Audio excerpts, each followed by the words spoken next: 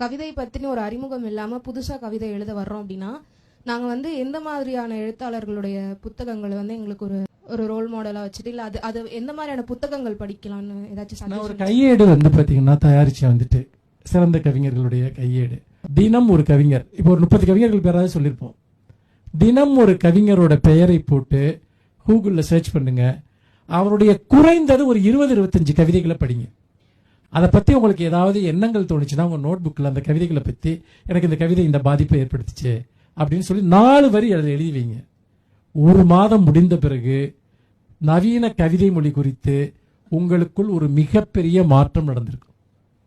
அது வரைக்கும் நீங்க கவிதையை நம்பிட்டு இருந்த பல விஷயங்கள் கவிதைகளே இல்லைங்கிற ஒரு முடிவுக்கு சுலபமா வருவீங்க. என்னுடைய சின்ன வயசுல நான் அப்படிதான் வந்தேன். ஒரே ஒரு கேள்வி. 19ஆம் நூற்றாண்டு தொடங்கி எழுதியிருப்பாங்கல்ல, அந்த கவிதைக்கும் இப்ப 20ஆம் நூற்றாண்டுக்கு பின்னாடி வந்த கவிதைக்கான அந்த உயிர்ப்பு தன்மை எந்த மாதிரி இருக்கு? அப்புறம் இப்ப முன்னாடியே நூல்கள் எல்லாம் போட்டிருப்பாங்கல்ல பிரபலமானவங்க, இப்ப நீங்க உட்பட நிறைய பேர் போட்டிருக்காங்க. அந்த நூல்கள் மட்டும் ஏன் அதிகமா விற்பனை ஆகுது?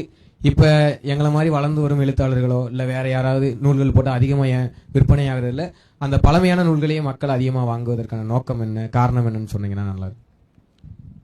அதாவது அந்த நூல்கள் பழமையாக இருப்பதனாலோ ஒருத்தர் பிரபலமாக இருக்கிறதுனால அந்த புத்தகங்கள் வாங்கப்படுறதில்லை.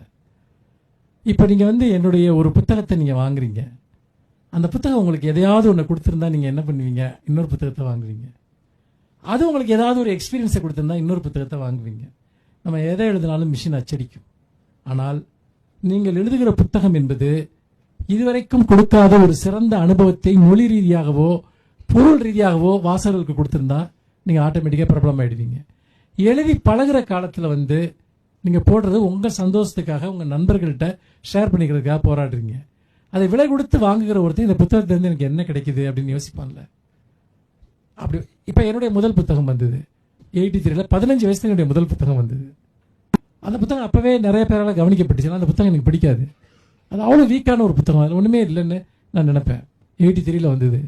எதுக்கு சொல்கிறேன்னா, புத்தகங்கள் எழுதப்பட்டவுடன் நாம் பிரபலமாக வேண்டும் என்று நினைத்தால் அது நடக்காது. உங்களுடைய எழுத்து ஒருத்தரை கன்வின்ஸ் பண்ணணும்.